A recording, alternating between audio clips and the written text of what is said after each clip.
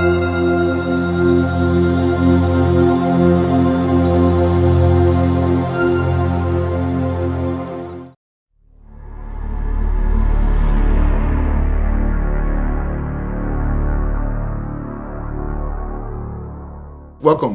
to a new edition of TSD Television right here in Memphis, Tennessee, the new Tri-State Defender. I am Bernal Smith, the president and publisher and the producer, executive producer of TSD Television. And we have a treat for you, another treat as we always do.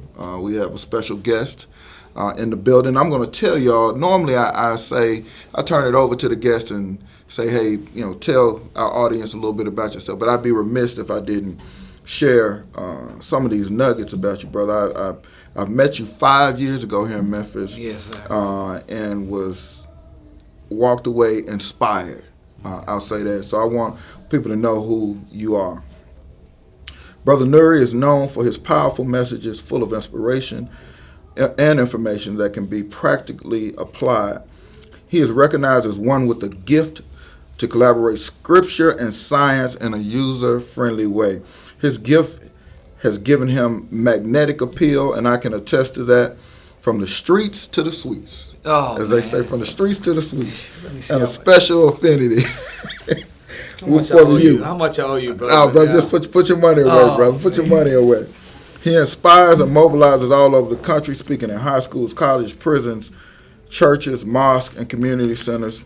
And his work of helping the Honorable Minister Louis Farrakhan, which I had an opportunity to meet and interview just a few months ago, inspired his teacher to give him the name Nuri, which comes from the attribute of Allah, Nur, meaning the light. And brother, certainly you represent that very well, and indeed you have been a source of light for those who have listened and have had an opportunity to experience your teachings and your speeches. So, brother, welcome. Man, thank you, brother Bernal. And like I said, I owe you. I didn't bring that much money, but I'll work on it. But thank you, brother. It's an honor and a privilege to be on the air with you, a great soldier and revolutionary journalist and freedom fighter for our people. It's my honor, to be honest. Thank you, brother. Well, thank you. So we're going to jump right into it and talk about a number of things. Certainly we want to reflect on the historic 20-year anniversary of the Million Man March and what went on with Justice or Else in Washington, D.C.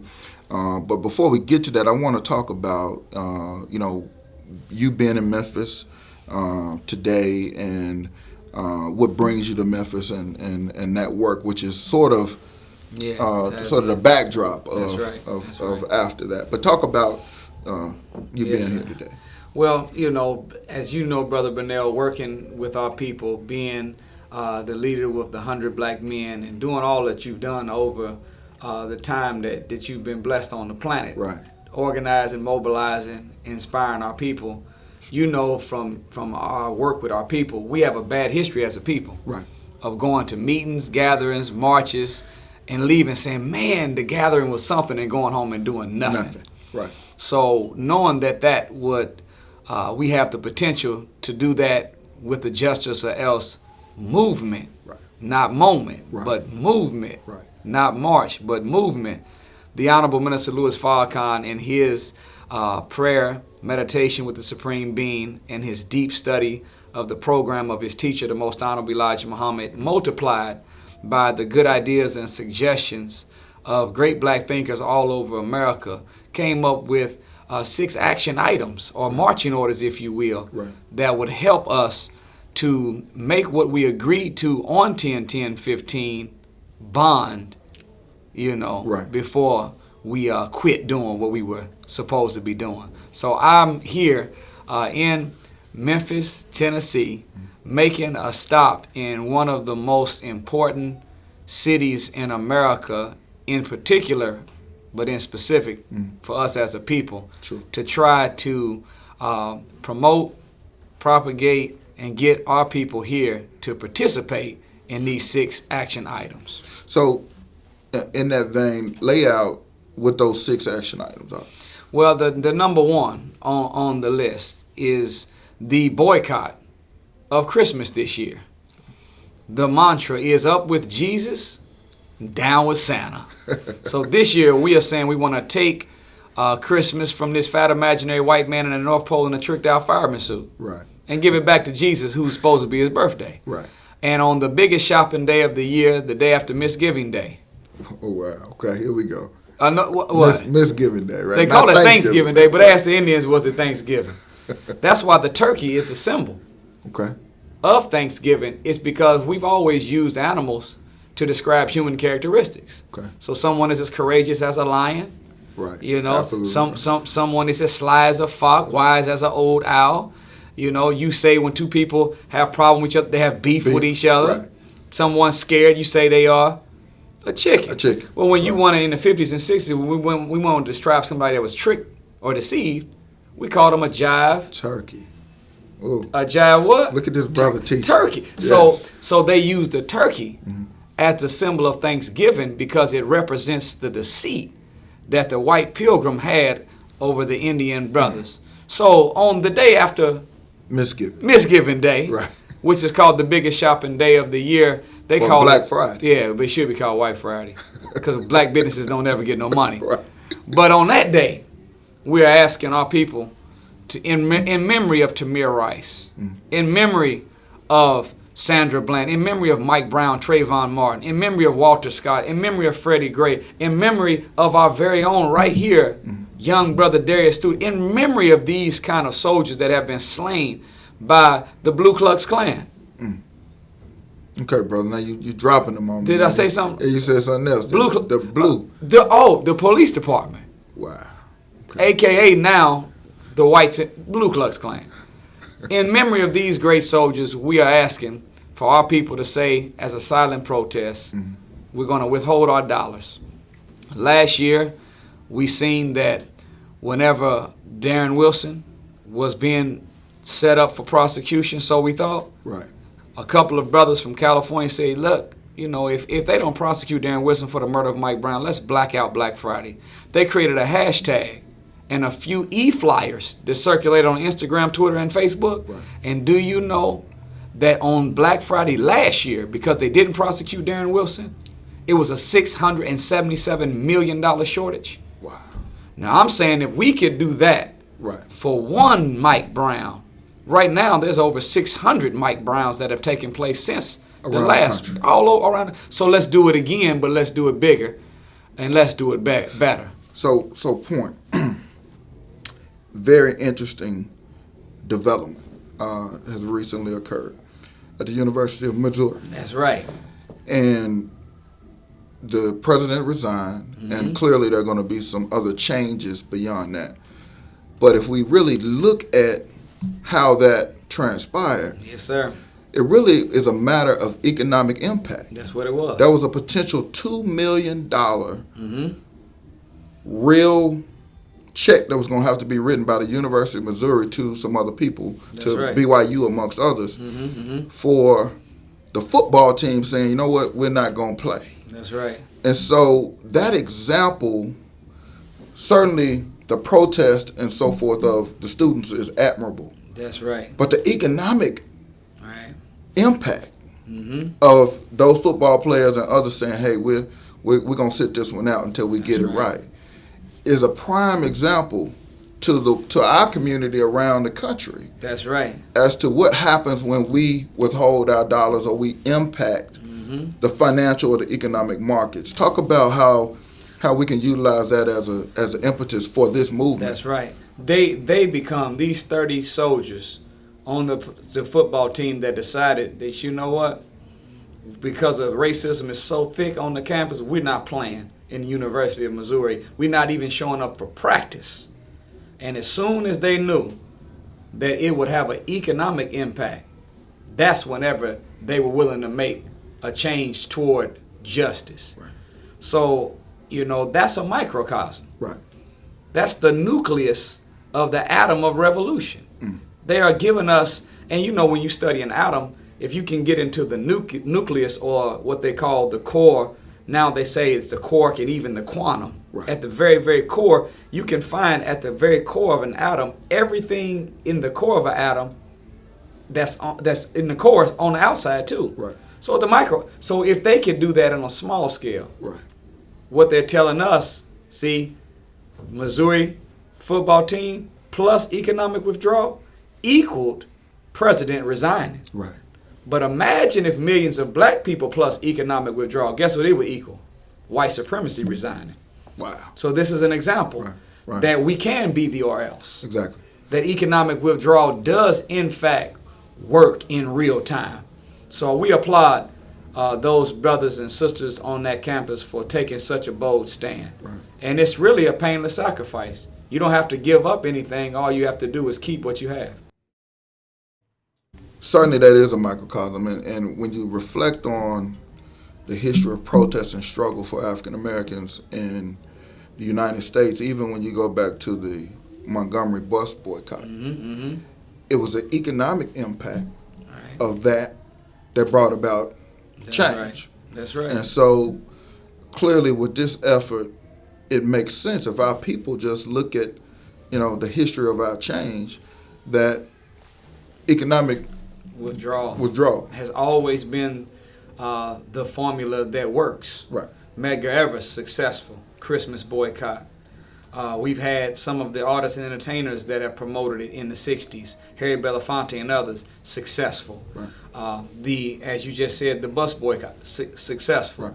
And Dr. King, right here in Memphis, in his last speech in 1968, he said, in so many words, we've been striking, we've been boycotting, we've been laying in, sitting in, dogs been biting us, going to jail. Look, y'all, this is not working like we wanted to. Matter of fact, this hurts. He said, we're in pain. Right. And we must find a way to redistribute the pain. Right. And he mentioned Wonder Bread, Heart's Bread. He mentioned Coca-Cola. Right. And he mentioned in Memphis. Right. He said, you should go to all of the white companies and tell them God sent you. And you let them know that God sent me to tell you you're not treating the people of God right, and we're not going to spend. So his mindset was what ours should be right now. See, we won't shop until you stop. Right. And when we have that mindset that we are willing to punish our enemies and reward our friends, because guess what the positive side effect of economic withdrawal or redistribution of the pain to our enemy? It leaves us with more money where we can redistribute our power to our own brothers and sisters in black businesses. Now, that's a great point. And it actually takes me back to 2010, which is when I first met you at the Mid-South Men's Forum. Yes, sir. Where Christian brothers and Muslim brothers and brothers from all walks of life came together, over nearly 400 men here in Memphis, Tennessee. And you were our keynote speaker that day. And I remember your speech, and you talked about, you referenced the Lord's Prayer, and you talked about our daily bread. Daily bread. And in that, you referenced the need for us to be good stewards of resources, that we pursue resources, that we be good stewards of them and do positive things for them. So talk more about the withdrawal you talked about the withdrawal part, but then talk about the plan for what we do with the resources. Well, that's very deep, and I'm humbled that you remembered that. Right. But that was a man. You hit right here. Man, praise be to Allah. Thank you, sir. But when you look at our spending habits, right now there's a study that the minister he quoted the other day. He said that in the Asian community, $1 remains in their community about 30 days. In the Jewish community, 17 days. In the Latino community, 7 days. You got your seatbelt on? Come on. In the black community, right. You only want 3 to 36 hours. Wow. So that means the maximum, we get a check on Friday, by Sunday morning it's gone. Right. And it's been spent not with us giving our resources to our own, but we spent it and given it to some other nation of people. It's out of our community. Which means, of course, circulation of money. In the Jewish community and the Asian community, $1 circulates 7 to 10 times. Right. That means that if I have a grocery store, you have a school, someone has an insurance company, someone else has a cleaners, I give you money from the grocery store for the school. You have to give for insurance. They have to give for, and it keeps moving. So basically, with each other. Yeah. And what it does is it allows us to live off the same dollar We just use it when we need it the most. But when our money does not circulate, we have to have a lot more resources just to be able to survive. So Dr. King said in 68, at that time, he said we brought in $30 billion a year as a people, making us at that time the 11th richest nation on earth. Well, right now, black people bring in $1.1 trillion, making us the 9th richest nation on the face of the planet Earth. But when the math is done, we spend $3.2 billion keeping up with the latest cell phone, $11 billion a year on furniture, $46 billion a year on clothes, or on cars, $13 billion on clothes. But when the math is done, all that to look good, but only $300 million on books. That's $7.50 a piece. That means the average Negro buy a magazine a year. Wow. That's bad math. That's bad. And particularly for somebody in my business. Especially whenever we need the tri-state defender to have more resources that tell our own story. And the final call and other and publications. the final call and all the black media, which, by the way, if it was not for the great work of the tri-state defender and other black media, then the promotion of the 20th anniversary of the Million Man March and the success of 10-10-15 would not have been realized. So thank you. Well, and I want to make a point to acknowledge the vision and the strength and fortitude of the Honorable Minister Louis Farrakhan for coming to cities like Memphis, and he came to Memphis, and making it a point that I'm going to talk only to and allow only in our circles to black media outlets. That's right. And the example that he demonstrated in doing that is an example that could be multiplied across our communities. But our greatest influences in most cases, our celebrities, our athletes, and others, they'll run to non-black media outlets before they even think about talking to us. And so that's part of that mentality that we have to change in our community. So I really thank the minister and for taking that stance. The beauty, of the minister is not just in his explanation, but it's in his example that he lives. The minister is not just an honest man; he's a man of integrity. The Honorable Minister Louis Farrakhan doesn't just tell the truth, but integrity is not telling the truth, it's living the truth. And the mantra that we have to have, that you've seen employed by the minister, is shop with your brother before you shop with another. In this case, he said, you know what? We've allowed white media to control the narrative of everything we're doing for the good of our people every time. He said, this time, we're going to control our own narrative. And because of the social media that has really began to trump regular media, then we don't even need mainstream white television no more. We can control our own narrative, and we proved it by over 1 million coming to 10-10-15 off of black press publication. And I tell you what, I think they called it the Twitter army. That's right. That had assembled during the time when we did the video interview for TSD Television, and the power of that disseminating that content throughout Twitter land and social media, incredible. So that movement is significant. So you talked about the boycott of you talked about item 1, which is primarily economic boycott or protest, and particularly of Christmas this year.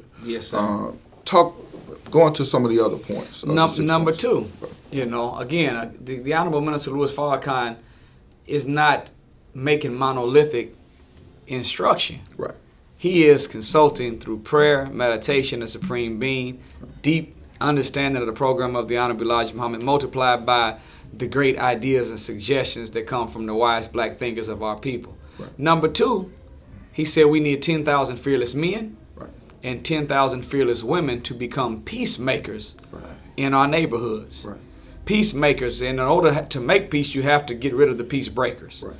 Peace breakers in our community are not just the corrupt and rogue police, but we've got black people in the hood that are peace breakers too. Right. So it is our job as peacemakers, 10,000 fearless men and women, to come into the community and let's regulate the affairs.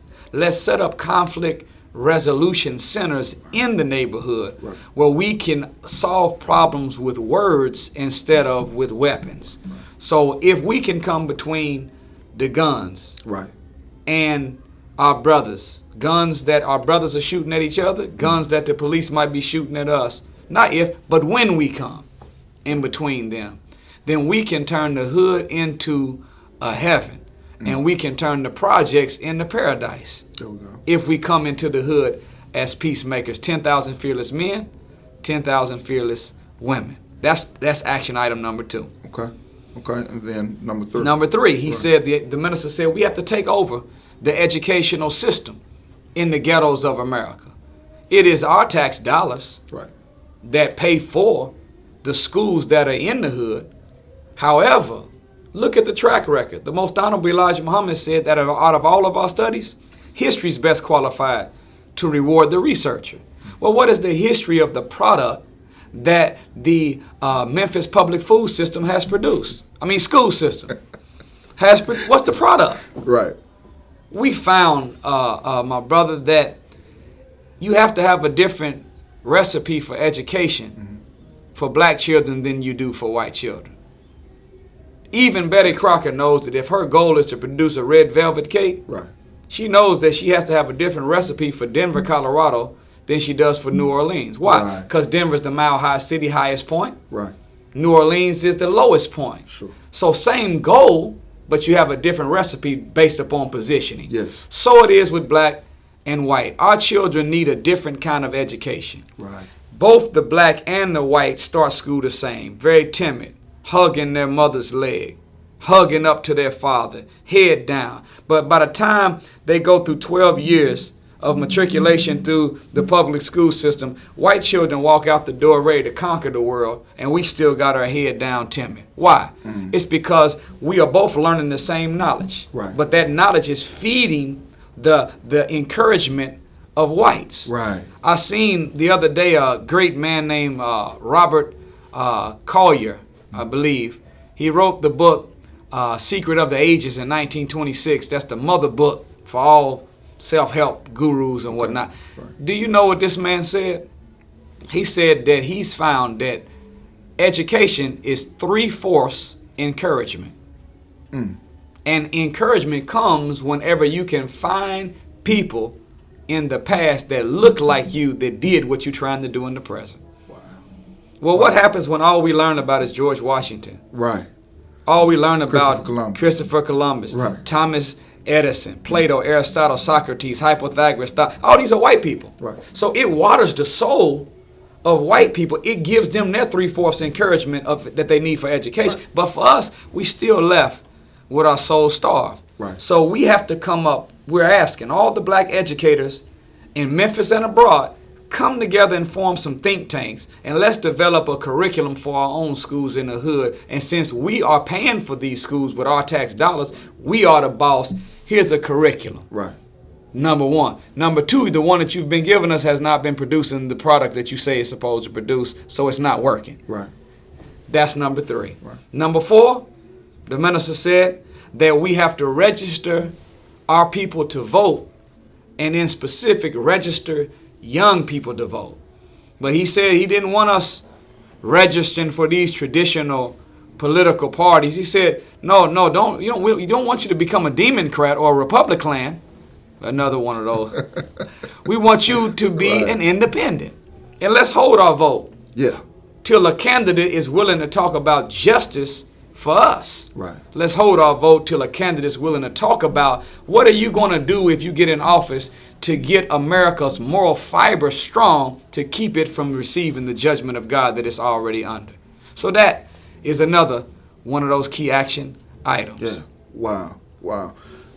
I want to, because we'll get to all 6, but, I really, reflecting on your work and who you are, you've had a sort of meteoric rise from a young age, The information that I got said at age 21 you became the minister of Mosque number 74, and then I look at it now, and you've got businesses. Yes, You're traveling the country and the world, yes, impacting people with powerful. And I watched several of your speeches on YouTube, and brother, you're a wealth of knowledge and information and inspiration too. And I'm sure even thus far in this interview, you've given glimpses of that. But as you have grown in the ministry and been able to have this kind of impact, I want to ask you, because this is something that's important to me. When it's important that so many of our young brothers get a chance to see